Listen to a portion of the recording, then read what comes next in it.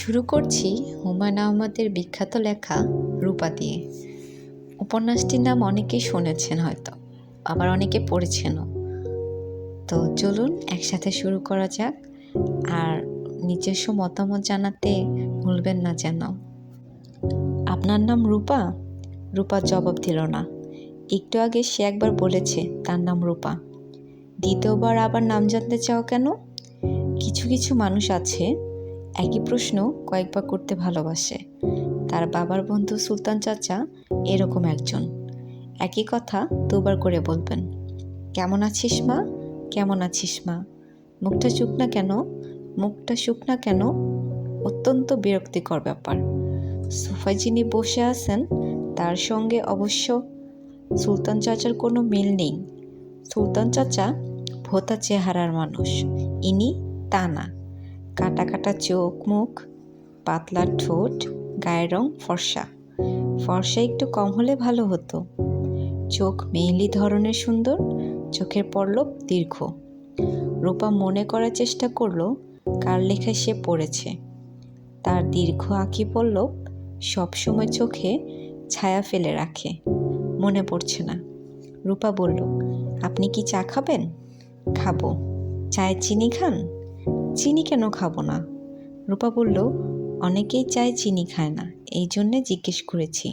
ভুল হয়ে থাকলে ক্ষমা করবেন। তুমি কি আমার কথায় বিরক্ত হয়েছ? রূপা তাকিয়ে রইল। তাকে লোকটা তুমি তুমি করে বলা শুরু করেছে। 5 মিনিটের মাথায় আপনি থেকে তুমি। চোখে আঙুল দিয়ে ব্যাপারটা কি বুঝিয়ে দেওয়া যায় না? ভদ্রভাবে কাজটা কিভাবে করা যায়? রূপা যদি বলে, না, তোর কথায় আমি বিরক্ত হই নাই, তুই চুপ করে বসে থাক, আমি তোর জন্য চা বানিয়ে আনছি, তাহলে সে বুঝবে। ইচ্ছা থাকলেও এ ধরনের কথা বলা সম্ভব না। রূপা রান্নাঘরের দিকে গেল। রান্নাঘরের 2টা চুলার কোনোটাই খালি নেই। রাতের খাবার রান্না হচ্ছে। রূপাদের কাজের মেয়ে মলিনা হাঁড়িতে চামচ নাড়ছে। রূপা বলল, উনি চা খাবেন। লোকটা কে আফা? রাশেদ নাম, বাবার কাছ থেকে এসেছেন। মলিনা বলল, লোকটার চেহারা কত সুন্দর দেখছেন আফা? আমি অবাক মানছি। রাজার কুমারের মতো চেহারা। রূপা বলল, রাজার কুমার হলেই চেহারা সুন্দর হয় না। আফ্রিকার সব রাজকুমার কুচকুচে কালো, মোটা ঠোঁট, মোটা নাক। আফা, উনি বিদেশ থেকে আসছে? হ্যাঁ। কেমনে বুঝছি জানেন? যারা বিদেশ থেকে আসে তারা সুটকেসের হাতায় কাগজ থাকে। রূপা বলল, মলিনা, তুমি এত বেশি কথা বলো যে মাঝে মাঝে আমার অসহ্য লাগে। ভালো করে 2 কাপ চা বানাও। এখন পারবো না আফা, চুলা বন। চুলা খালি হোক, চা বানায়া দিব। আপনি যান, ওনার সাথে গল্প করেন, আমি চা নিয়ে আসতেছি। উনি কি রাইতে থাকবে? জানি না, জিজ্ঞেস করেন। যদি থাকে গেস্টরুম ঠিক করা লাগবে। 3 আইটেম পাকাইছি, অতিথি থাকলে আইটেম বাড়াইতে হইবে। ফ্রিজে সরপুটি মাছ আছে, ডোবা তেলে ভাইজা দিব। এত কথা বলো কেন মলিনা? আপনার সাথেই তো কথা বলি, ছাদে গিয়া অন্য বাড়ির কারোর সাথে গল্প করি না, আমার অত শখ নাই। রূপা বসার ঘরে ঢুকলো। রাশেদ নামের মানুষটা মেরুন কালারের বিশাল সুটকেস খুলে ঘাটাঘাটি করছে। মেয়েদের সুটকেসের রং হয় মেরুন। এই মানুষটার চোখ যেমন মেয়েলি, রুচিও মেয়েলি। সুটকেসের কিছু কাপড় মেঝেতে, কিছু সোফায়। রূপা বলল, 2টা চুলাই বন্ধ, চা দিতে সামান্য দেরি হবে। চুলা বন্ধ মানে কি? গ্যাস আসছে না? আমি ঠিক করে দিতে পারি, আমার সঙ্গে টুল সেট আছে। রূপা বলল, চুলা বন্ধ মানে 2টা বার্নারই এনগেজড। রাতের খাবার তৈরি হচ্ছে। রাতে কি রান্না? রূপা অনেক কষ্টে বিরক্তি চাপা দিয়ে স্বাভাবিক গলায় বলল, জানি না কি রান্না। আপনার জানতে খুব ইচ্ছা হলে মলিনাকে জিজ্ঞেস করে জেনে দিতে পারি। মলিনাকে? আমাদের বাড়ির কাজের মেয়ে। তার সঙ্গে তো আমার দেখা হয়েছে, সেই দরজা খুলে দিয়েছে। এত মিষ্টি চেহারা, সে যে হাউসমেট বুঝতে পারিনি। রূপা, আমি তোমার জন্যে 1 প্যাকেট চকলেট এনেছি, ব্রাজিলের চকলেট। একটু তিতকুট ভাব আছে, খেতে খুব ভালো। Thank you.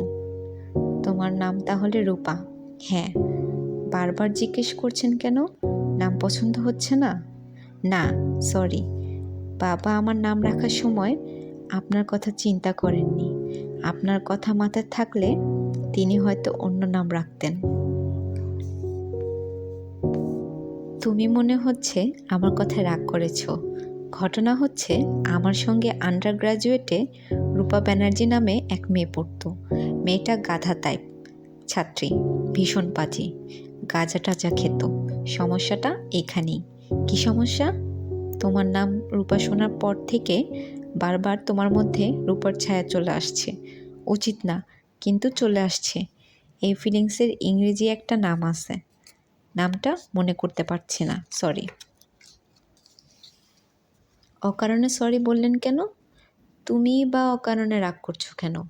রূপা ব্যানার্জি অতি পাজি এক মেয়ে, সেই দোষ তো আমার না। আমার নাম যে রূপা, এই দোষও আমার না।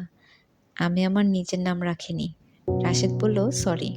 মলিনা ট্রেতে করে 2 কাপ চা নিয়ে ঢুকলো। রাশেদ বলল, মলিনা, আরেক কাপ চা নিয়ে আসো। 3 জন মিলে চা খেতে খেতে গল্প করি। আর এই নাও, এই চকলেটের প্যাকেট তোমার জন্য। মলিনা হতভম্ব হয়ে তাকালো রূপার দিকে। রূপা বলল, আমি চা খাবো না। মলিনা, তুমি আমার চাটা খেতে খেতে ওনার সঙ্গে গল্প করো, আমি বাবার সঙ্গে কথা বলে আসি। রাশেদ অবাক হয়ে বলল, মলিনা তো আমাকে দরজা খোলার সময় বলেছে উনি রাজশাহী গেছেন। রূপা বলল, রাজশাহীর মানুষের সঙ্গে টেলিফোনে কথা বলা যায়। বাংলাদেশের টেলিফোন সার্ভিস যথেষ্ট উন্নত। আরে তাই তো, সরি। রূপা, দেখো তো এটা কি তোমার পছন্দ হয়? জিনিসটা কি? দেখতে অবিকল কলম, তাই না? আসলে ডিজিটাল ভয়েস রেকর্ডার। 10 ফুট দূরের শব্দও সে রেকর্ড করবে। নিখুঁত সাউন্ড, ব্যাকগ্রাউন্ড নয়েজ বাদ দেওয়ার ব্যবস্থা আছে। নাও। নিতান্ত অনিচ্ছায় রূপা হাত বাড়ালো।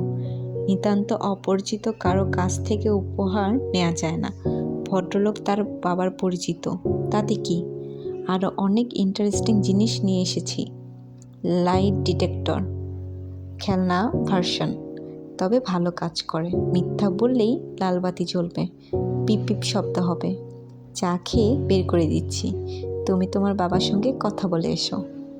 রূপার বাবা হারানুর রশিদ একটা প্রাইভেট কলেজে ইতিহাস পড়াতেন।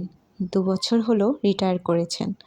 অবসর জীবনে তার 2টা কাজ, বঙ্গ ইতিকথা নামে একটা ইতিহাসের বই লেখা এবং পীর ফকিরের অনুসন্ধানে যাওয়া। রূপার ধারণা, পীর ফকিরের অনুসন্ধান তার একটা উপলক্ষ।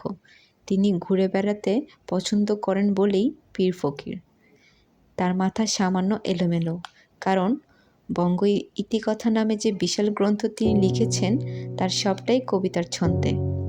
সুলতানি আমলের লেখা এভাবে শুরু করেছেন। ছটফটে স্বভাব হলে ধৈর্য ধরুন। সুলতানি আমল কথা মন দিয়ে শুনুন। 1342 থেকে আমলে শুরু। শামসুদ্দিন ইলিয়াস শাহকে মানাজাক গুরু। বখতিয়ার খিলজিতে পূর্ণ হয় নাম। সুলতানি আমল কথা শুরু করিলাম। হারুন এখন আছেন রাজশাহীর বিরামপুরে। সেখানে মদিনা নামের একজনকে পেয়েছেন। মদিনার প্যারানর্মাল ক্ষমতা দেখে তিনি মুগ্ধ। হারুনুর রশিদ অতি দ্রুত মুগ্ধ হন, আবার তার চেয়েও দ্রুততায় তার মুগ্ধতা ভাঙে। রূপার টেলিফোন পেয়ে তিনি প্রথম কথা যেটা বললেন তা হলো, রূপা, মাই ডটার। অনেক দিনের চেষ্টার পর জেনুইন জিনিস পেলাম। বাংলাদেশ হয়েছে ফ্রডের আখড়া, সব নকল। এই প্রথম আসল পেয়েছি। ঘটনা শোন। রূপা বলল, আগে আমার কথা শোনো, তারপর তোমার আসল জিনিসের কথা শুনবো।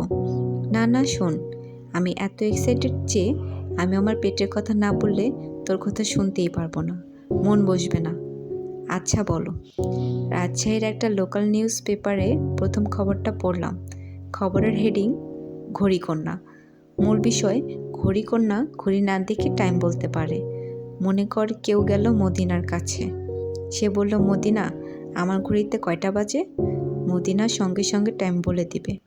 আমি চিন্তা করলাম মেয়েটার কাছে লুকানো ঘড়ি থাকতে পারে, হয়তো জামার আড়ালে এমনভাবে রাখা যে সে শুধু দেখতে পায়, অন্যরা পায় না। আমি করলাম কি, নিজের ঘড়ি ৪৫ মিনিট পিছিয়ে রাখলাম। মেয়েটাকে জিজ্ঞেস করলাম, সে হুবহু বলে দিল। ১ মিনিট এদিক ওদিক হলো না। অদ্ভুত না?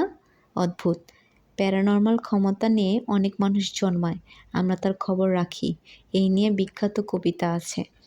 ফুল a many flower is born to blush unseen and washed is sweetness in the desert air. Rupa ছোট্ট নিঃশ্বাস ফেলে বলল, বাবা, তোমার কথা মন দিয়ে শুনলাম, এখন আমার কথা শোনো। রাশেদ সাহেব এসেছেন। রাশেদ সাহেব কে? জানি না কে। আরে গর্দভ মেয়ে, জিজ্ঞেস করবে না আপনি কে?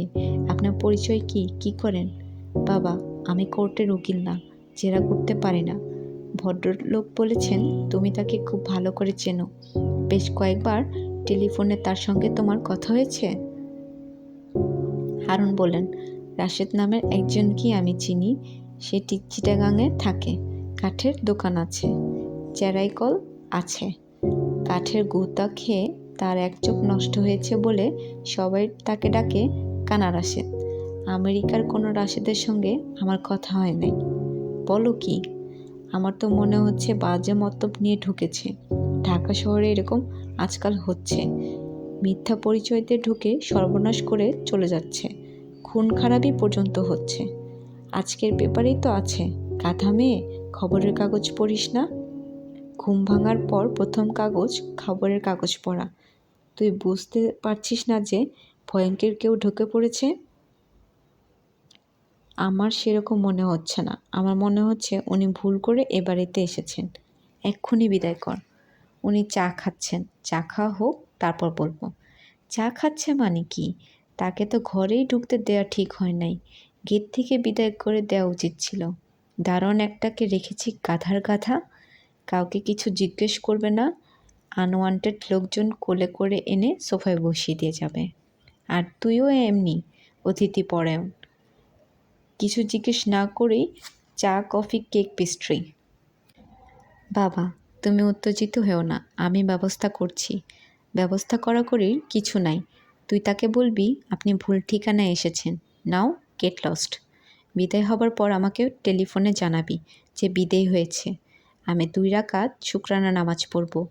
বসার ঘর ফাঁকা, মলিনার হাতে চায়ের ট্রে। সে রান্নাঘরের দিকে যাচ্ছে। রূপা বলল, উনি কোথায়? মলিনা বলল, ঘুমাইতাছে। গেস্ট রুম খুইলা দিলাম, সাথে সাথে বিছানায় শুইয়া ঘুম। আমারে বলেছেন খাওয়ার সময় ডাক দিতে, আগে ডাক দিলে আমার জন্যে শাস্তির ব্যবস্থা। কি শাস্তি দিব কে জানে? কি সুন্দর কইরা বলছে, ডাকলে শাস্তি। রূপা বলল, শাস্তি দিলে দিবেন, এক্ষুনি ডাক, উনি ভুলবাড়িতে এসেছেন। কি কন আফা, ডেকে তোল। তোমাকে যে চকলেটের প্যাকেট দিয়েছে সেটা ফেরত দাও।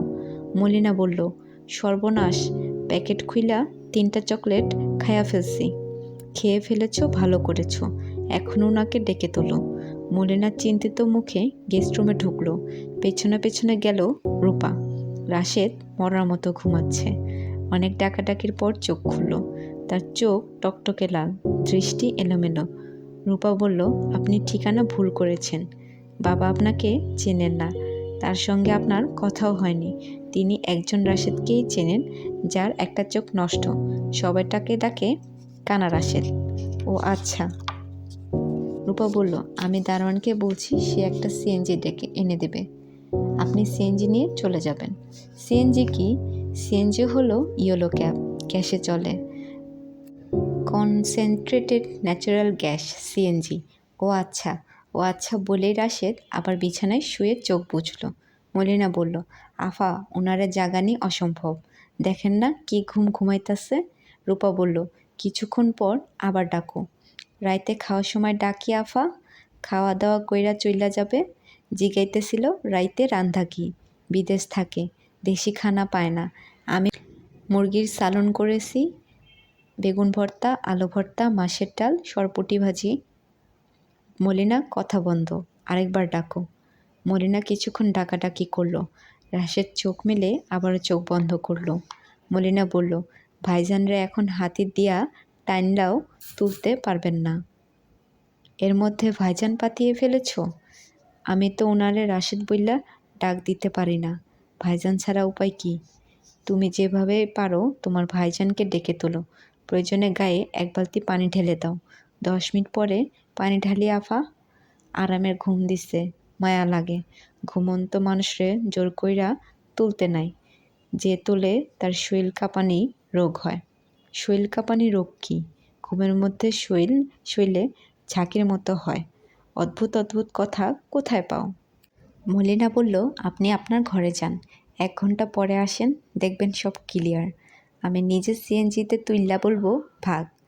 একটু আগে বলেছ 10 মিনিট, এখন বলছো 1 ঘন্টা। হাতে কিছু সময় রাইখা বলছি। ওনার জিনিসপত্র গুছাইতেও সময় লাগবো। দেখেন কি করছে, 2টা সুটকেসে সব জিনিস বাই করছে। ওই যে হুইলটা জিনিসটা দেখতেছেন, এইটা মিথ্যার যন্ত্র। এই যন্ত্রে মিথ্যা বললে ধরা খাইতে হয়। লাল বাতি জ্বলে, পিপ পিপ শব্দ হয়। রূপা বলল, উনি আমাকে 1 প্যাকেট চকলেট আর ভয়েস রেকর্ডার দিয়েছেন। তোমাকে দিচ্ছি, তুমি ওনাকে ফেরত দেবে। আমি নিজের ঘরে 1 ঘন্টা থাকবো। এর মধ্যে তুমি সব ব্যবস্থা করবে। যাবার সময় উনি যদি আমার সঙ্গে দেখা করতে চান, তুমি বলবে আপার জ্বর এসেছে, আপা দরজা বন্ধ করে শুয়ে আছেন। মিথ্যা কথা বলবো, উনি যন্ত্রপাতি নিয়ে আসছে। মিথ্যা বললে কোনো বিপজ্জানি হয়। রূপার জবাব না দিয়ে দোতলায় উঠে গেল। এখানে যতক্ষণ থাকবে মলিনার বকবকানি শুনতে হবে। মেয়েটা ননস্টপ কথা বলতে পারে। রূপার ধারণা, সুযোগ দিলেই মলিনা 1 নাগাড়ে কথা বলার একটা বিশ্ব রেকর্ড করে গিনিস বুকে নাম তুলে ফেলতে পারে। বাংলাদেশের মধ্যবিত্ত পরিবারের কাজের মেয়ে বলে সুযোগটা সে পাচ্ছে না। দোতলায় রূপাদের 3টা কামরা। একটায় তার বাবা থাকেন, সেটা সবচেয়ে ছোট। বড় ঘরে নাকি তার ফাপড় লাগে। ঘুম ভাঙলে মনে হয় মাঠে শুয়ে আছেন। তার ধারণা, শোবার ঘর এমন হবে যে বিছানায় শুয়ে সব কিছু হাতের নাগালে পাওয়া যাবে। বুকশেলফ, টেবিল, ওয়ার্ড্রোব সব থাকবে বিছানার সঙ্গে লাগানো। দোতলার বিশাল সাইজের 2টা ঘরই রূপার। Subscribe, okay?